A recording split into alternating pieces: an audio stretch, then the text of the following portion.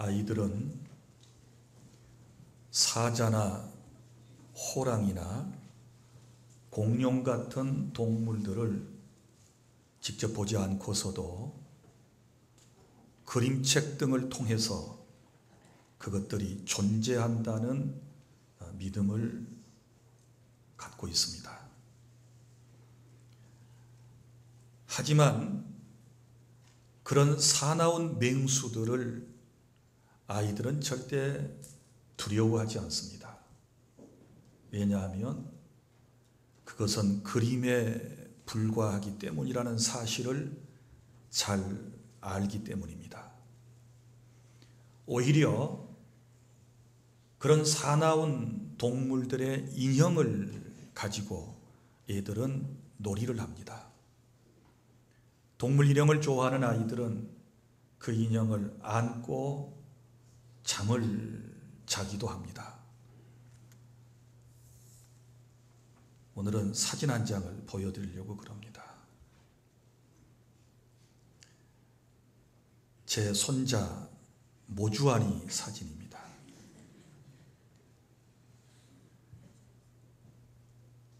서울에 올라가서 제가 사자 인형을 사주었습니다. 그랬더니 이것을 식탁 위에 올려놓고 물고기 인형을 사자 입에다 갖다 대면서 먹으라고 그럽니다. 사자가 먹었을까요? 안 먹었을까요? 못 먹었습니다. 왜냐하면 동물 인형에 불과하기 때문입니다.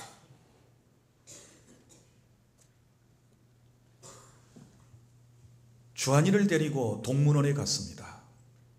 이제는 실제 사자와 호랑이 또 그리고 뱀 이런 것들을 보여주기 위해서 동물원에 갔습니다. 처음 동물원에 가서 실제 살아있는 그 맹수들의 모습을 보았을 때 이 아이의 반응은 어떠했을까요? 두려워했습니다. 책에서 볼 때는 사랑스럽고 귀엽고 그런 동물이었는데 막상 동물을 대면하고 보니 두려워서 가까이 가려고 하지 않습니다. 자꾸 무서워서 뒤로 숨습니다. 우리에 갇혀 있는 그런 동물임에도 불구하고 아이는 가까이 가는 것을 꺼려 했습니다. 그러다가 나중에 이 동물이 우리에서 나오지 못한다는 사실을 알고서는 조금 더 가까이 갔습니다. 여러분, 그러다가 우리 주한이가 그리고 저와 여러분이 산길을 거닐다가 실제 사자와 호랑이와 엄청나게 큰 공룡 또 아나콘다 이런 동물들을 마주하게 된다면 여러분들의 반응은 어떠할까요? 다 놀라서 도망을 갈 것입니다. 그림으로 대할 때는 친근했고 동물 인형으로 대할 때는 사랑스러웠지만 실제 직면하게 되면 맹수 앞에서 사람들은 부들부들 떨게 될 것입니다. 사랑하는 여러분, 오늘 우리 신앙생활의 모습이 이와 같은 경우들이 있습니다. 여러분들이 하나님을 믿고 신뢰하고 사랑한다고 그럽니다. 그것은 어떻게 배웠습니까? 전도자에게 하나님을 소개받았습니다. 성경을 통하여 하나님이 어떤 분이신가를 알았습니다. 그래서 어떤 사람은 막연하게 피상적으로 관념적으로 하나님은 이런 분 이렇게 생각을 하고 그 하나님을 사랑한다라고 늘 이야기를 합니다. 보지 않는 하나님을 믿고 고백하는 것은 신앙이고, 신앙은 철저한 하나님의 은혜이기 까닭에 우리는 그런 은혜를 주신 하나님께 감사할 수밖에 없습니다. 그러나 혹 아직 인격적으로 살아계신 하나님을 진정으로 만나지 못한 사람들은 그 신앙생활의 모습이 어떠할까요? 먼저는 하나님을 경외하는 마음이 없습니다. 경외한다라고 하는 말은 제가 늘 여러분에게 말씀을 드리지만 그 원문의 뜻이 두려움이라고 하는 말과 같다 그랬습니다. 하나님을 내가 경외합니다 라고 하는 말은 하나님을 두렵고 떨림으로 조심스럽게 섬긴다는 의미를 가지고 있습니다. 그리고 하나님을 진실로 체험적으로 개인이 만난 경험이 없으면 열정이 없지요. 하나님을 사랑하는 데 대하여 열정이 없습니다. 주님을 섬김에 있어서 열정이라고 하는 것이 있을 리 만무하지요. 또 진정으로 하나님을 체험적으로 만나지 못한 사람은 마음속에 기쁨이 없습니다. 확신이 없습니다. 감격이 없습니다. 그러다가 하나님을 어떤 내 인생의 계기에서 하나님의 놀라운 은혜로 성령의 감동을 통하여 인격적인 하나님을 만나고 경험을 하고 난 이후에는 우리들의 신앙관과 우리가 예배하는 모습과 우리가 살아가는 모든 모습들이 달라지게 된다는 사실을 저는 믿습니다. 사랑하는 여러분, 제가 오늘 여러분들에게 말씀을 드리고자 하는 것은 우리가 이제는 그림책을 통하여 어떤 동물의 세계를 이해하고 그것을 가까이 하는 사람의 이런 모습들에서 우리의 신앙이 떠나고 이제는 실제로 인격적으로 그분을 만나고 성령의 감동을 통하여 그분을 경험하고 그분이 어떤 분인가를 바로 알고 하나님을 섬기는 이것이 저는 종교개혁이라고 생각을 합니다. 오늘 저는 하나님을 그동안 섬기며 선지자 사역을 하다가 어느 날 하나님을 만나고 난 이후에 완전하게 변화되어서 귀한 사명을 감당했던 한 분을 소개해 드리려고 그럽니다. 그분이 누구인가 하면 바로 이사야라고 하는 선지자입니다. 이 선지자는 이미 선지자로 부름을 받아서 하나님을 알고 하나님을 전했고 그리고 사역을 했던 그런 인물이었습니다. 그런데 어느 날 이 하나님을 실제로 만나게 되지요. 이 하나님을 체험하고 난 이후에 그의 삶이 어떻게 변화되었는가, 그의 신앙관이 어떻게 변화되었는가, 그가 어떤 인생으로 바꿔졌는가를 오늘 본문에서 우리가 찾아보고 우리도 오늘 주님을 만나 그런 경험을 하실 수 있기를 바랍니다. 첫째는 죄인인 인간이 거룩하신 하나님을 만나게 되었을 때 그 반응은 자기 자신이 죄인임을 깨닫고 하나님께 죄를 고백하게 되는 것입니다. 오늘 1절부터 5절까지 내용을 쭉 살펴보면 어떤 내용이 있습니까? 이사야라고 하는 선지자가 성전에서 하나님을 만나요. 그리고 그 하나님을 만나고 난 이후에 5절에서 그가 고백한 말을 들어보면 화로다 나여 망하게 되었도다. 나는 입술이 부정한 사람입니다. 다른 말로 표현하면 나는 악한 죄인입니다 라고 고백을 하지 않습니까? 그런데요, 이런 놀라운 체험을 언제 했다고 말하고 있습니까? 1절에 우시야 왕이 죽던 해에 이렇게 말씀을 하고 있습니다.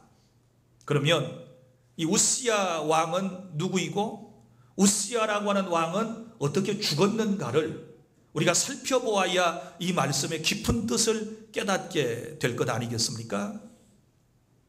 우시야 왕에 대한 기록은 구약성경 역대하 26장 1절부터 23절 그리고 열왕기하 15장 1절부터 7절에 상세하게 기록되어 있습니다. 우시야의 또 다른 이름은 아사랴라고 합니다. 그러니까 두 개의 이름을 가지고 있습니다. 이 사람은 남쪽 유대 나라의 제10대 왕입니다. 16살 나이에 왕위에 올랐고 52년 동안 나라를 통치했던 인물입니다. 그가 왕으로 앉은 후에 하나님이 그에게 은혜를 주셨는데 특별히 그의 곁에는 스가랴라고 하는 선지자가 있었습니다. 이 선지자가 늘 신앙을 지도해주고 그리고 늘 선생이 되어서 이 왕을 이끌어 주었습니다. 그때는 참 하나님의 지혜를 가지고 하나님의 마음을 가지고 정치를 잘 했습니다. 그래서 나라가 평안했습니다. 국방이 아주 든든해졌습니다. 그리고 경제 정치도 잘 해가지고 사람들이 먹고 사는데 전혀 걱정이 없을 정도로 그렇게 아름다운 나라, 국가를 건설해낸 사람이 누구인가 하면 바로 우시야라고 하는 왕이었습니다. 그런데 스가랴 선지자가 죽고 그의 신앙을 지도해주는 사람이 없게 되었을 때 성경은 뭐라고 말씀을 하시는가 하면 우시야가 강성하여 짐에 교만하여 진지라 이렇게 말씀을 합니다. 강성하여지니까 마음속에 교만한 마음이 싹트기를 시작했습니다.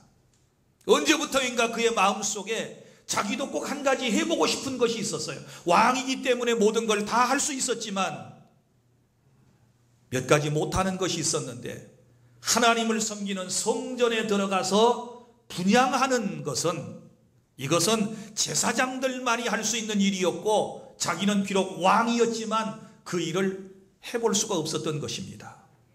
그런데 마음속에 나도 왕이니까 한번 해도 되겠지, 나도 왕이니까 성전에 들어가서 한번 하나님께 분향을 해보고 싶어, 이런 마음이 꿈틀거리고 이 마음을 실행에 옮기게 된 것이지요. 왕이 월권행위를 해서 성전에 들어가서 분향을 하려고 할 때에 그때의 제사장이 80명이나 되는 아주 힘센 제사장들을 동원해 가지고 만류를 하지요. 막아냈습니다. 왕이시여, 이것은 왕이 할 바가 아닙니다. 이건 우리들이 해야 할 일입니다. 그러니 절대로 여기에 들어오시면 안 됩니다 라고 만류를 했음에도 불구하고 우시야는 자기 자신의 왕권을 동원해서 성전 안에 들어가서 분향하는 단에다가 분향을 시작을 했습니다. 이때에 하나님께서 그 모습을 보고 계시다가 그를 치시게 되지요. 그래서 그의 이마에 나병이 발하였다. 나병은 한센병이고 죄송한 표현이지만 여러분이 이해를 쉽게 하려면 문둥병이 이마에 딱 생겨지기를 시작했습니다. 그러면 이제 어떻게 될까요? 율법에서는 나병이 생기면 그때부터 일반 사람들과 함께 살아갈 수가 없습니다. 그래서 그를 별궁으로 완전히 격리해서 그곳에서 치료를 받게 하는 것이지요. 왕궁을 떠나야 했습니다. 별궁에 들어가서 아무리 치료를 하려고 노력을 했지만 모든 것이 허사였고 결국은 우시야는 한센병으로 인하여 세상을 떠나게 된 것입니다. 성경은 뭐라고 기록을 했는가 하면 여호와께서 치셨다 이렇게 말씀을 해요. 그러면 우시야 왕이 왜 이런 실수를 했을까요? 왜 이런 죄를 범했을까요? 그것은 다른 데 있는 게 아니고 하나님을 개인이 직접 만난 경험이 없기 때문에 그런 것이고, 하나님을 만난 경험이 없으니까 하나님이 어떤 분인가를 잘 알지 못했고 하나님이 두려운 분이라는 사실을 인지하지 못했기 때문에 결국은 이런 죄를 지은 것 아니겠습니까? 오늘날 우리들이 죄를 짓는 이유는 어디 있습니까? 하나님을 두려워하지 않는 데 있지 않습니까? 하나님을 두려워하지 않기 때문에 우리가 죄를 짓습니다. 저도 마찬가지입니다.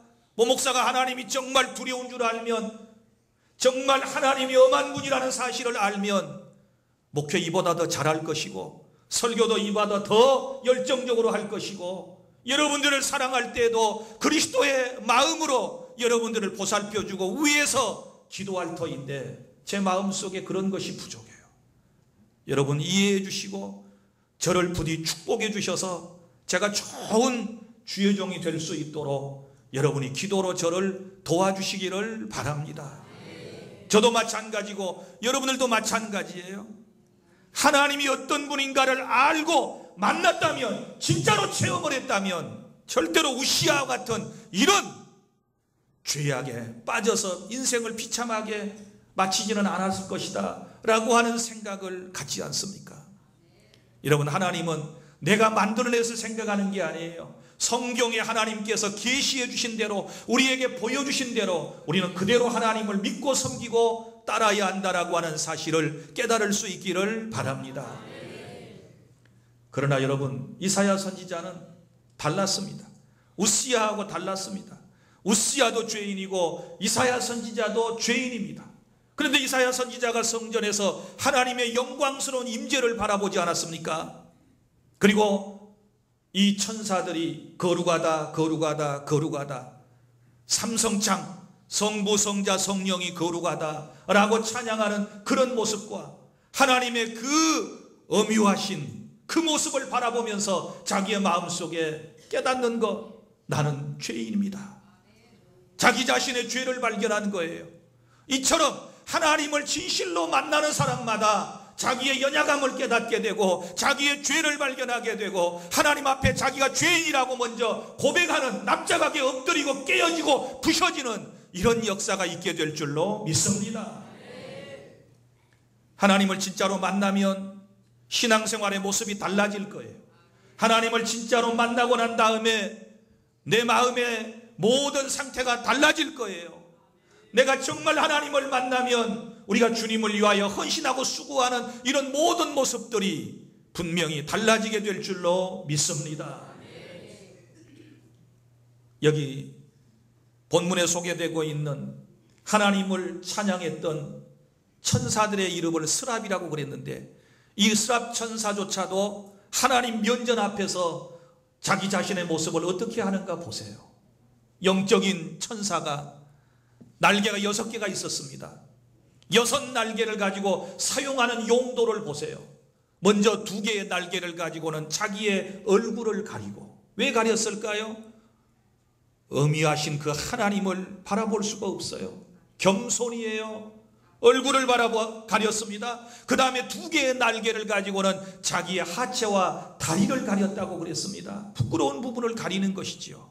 그리고 2개의 날개를 가지고 날아다니면서 거룩하다 거룩하다 거룩하다.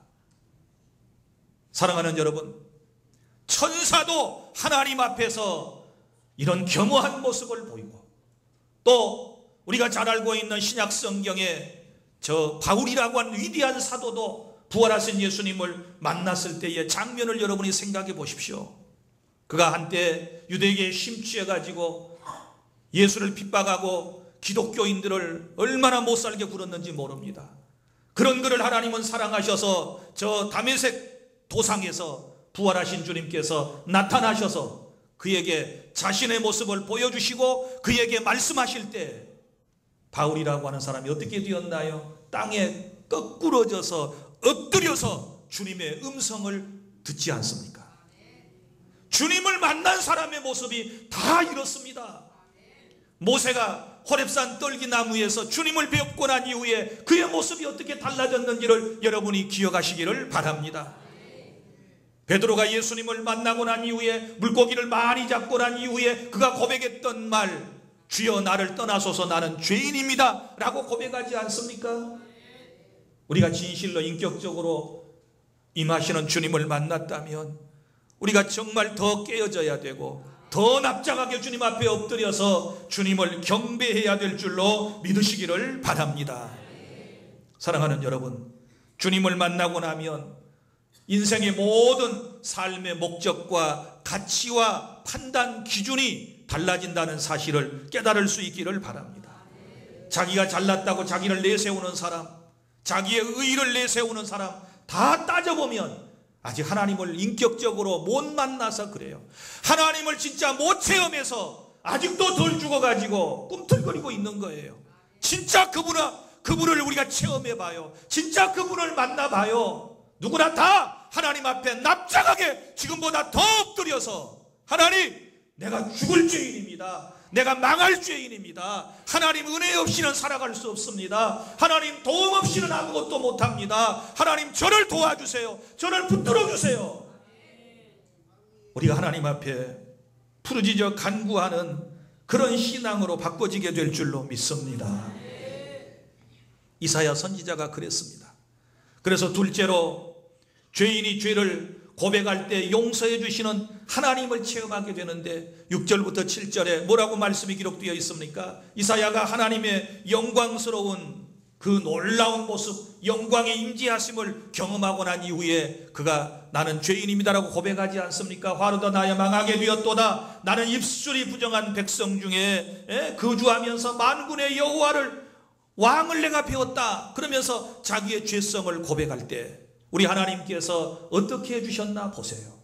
어떻게 해주셨습니까? 스랍 천사를 통해서 제단에 숯불이 활활 타고 있는데 부젓가락을 가지고 혹은 화젓가락을 가지고 집게를 가지고 그 숯불을 하나 집어가지고 날아왔어요. 누구에게로 왔습니까? 이사야 선지자에게 왔습니다. 그리고 7절에 보면 그것을 내 입술에 대며 이르되 보라, 이것이 내 입에 닿았으니 내 악이 제하여졌고 내 죄가 사하여졌느니라 하더라. 아멘. 자, 사죄의 은총을 받았습니다. 죄와 악과 죄가 사하여졌다라고 선언을 하시는 분은 하나님이십니다. 인간의 모든 죄는 바로 하나님의 사하심에서부터 오는 것입니다. 예수 그리스도를 통하여 주님이 우리의 죄를 사죄하셨다고 선포하실 때부터 우리의 죄가 용서를 받는 것입니다. 여러분, 죄의 폐해와 심각성을 알지 않습니까? 죄가 하나님과 인간 사이에 단절을 가져왔습니다. 죄가 사람과 사람 사이에 불화와 단절을 가져왔습니다. 죄가 사람의 마음속에 행복을 빼앗아갔습니다. 죄가 기쁨을 빼앗아갔습니다. 죄가 사람의 마음속에 두려움을 가져다 주었습니다. 모든 온갖 불행을 죄가 다 가져다 주고 그 마지막이 뭡니까? 사망이에요. 인생을 결국은 죽게 만드는 겁니다. 이 문제가 해결되지 않는 한 인생은 그 어떤 것으로도 행복할 수 없어요. 부귀와 영화를 다 누린다 할지라도 죄의 문제가 해결되지 아니하면 우리는 구원받을 수 없고 하나님의 자녀가 될 수 없고 천국의 놀라운 복을 받을 수가 없어요. 그래서 우리의 죄를 대속해 주시기 위하여 성부 하나님께서 성자 예수님을 이 땅에 보내셨고 성자 예수님께서 나를 대신하여 십자가에 피를 쏟고 대신 죽음으로써 우리의 모든 죄악을 사하시고 예수를 믿는 사람들에게 하나님의 자녀가 되는 권세를 주시고 오늘도 천국 백성이 되어 이 자리에 와서 예배할 수 있는 놀라운 복을 주셨다는 사실을 믿으시기를 바랍니다.